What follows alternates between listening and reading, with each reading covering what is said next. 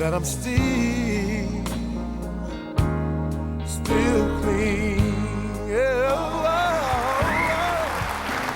Well, you know, it must be a slow night here tonight in this town. Everybody's out to see a dope fiend.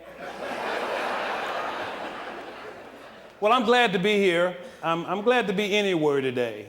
You know, recently I got an email from some dope fiends in a treatment center.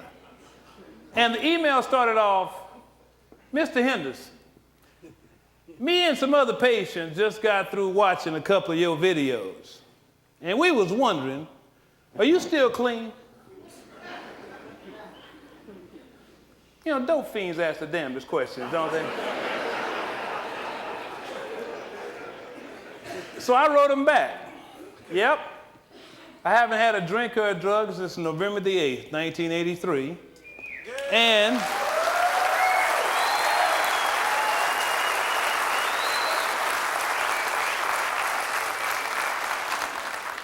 And I said, I hope that doesn't disappoint you. Well, you know, I've told my story all over the world and all over the country. And all the places I've been and all the things I've done, my recovery is the most important thing in my life. You know, so the answer to those dope fiends out there, the cynical dope fiends who, like I was when I got in recovery early on, I didn't believe anybody was clean and sober. So I want to say to them and say to you, yes, I'm still clean.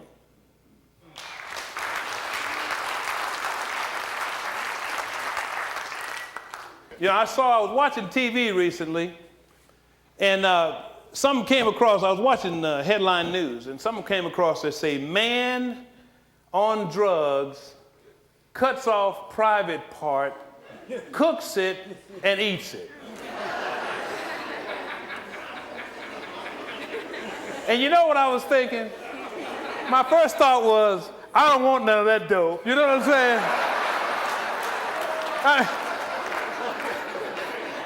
You know, I ain't gonna relapse on that. You know what I'm saying?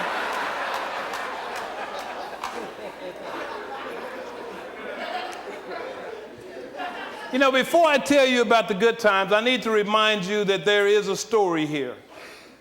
There's a story of a kid growing up in Texas who grew up in an alcoholic home, an alcoholic community, who by myself thought that when I grow up, I was gonna drink. It was just something that adults did. My mama did it, my daddy did it, my uncles did it, the neighbors did it. I never knew in my lifetime that sobriety was an option or being clean was an option. It was as if the idea to drink as an adult was something ordained upon me. It was not by choice, it was just something I saw in a culture that this is what we do. And now we have this thing that we call alcoholism and drug addiction. And I ended up on crack. I mean, you know, I'm talking about one of them crack addicts. You know, I remember when it really, really got bad with me with crack, that I'm in this room, and there was, you know, I was out of dope, and there was something on the floor. So I picked it up and looked at it. And I said, that looked like popcorn. I said, that smelled like popcorn. That tastes like popcorn.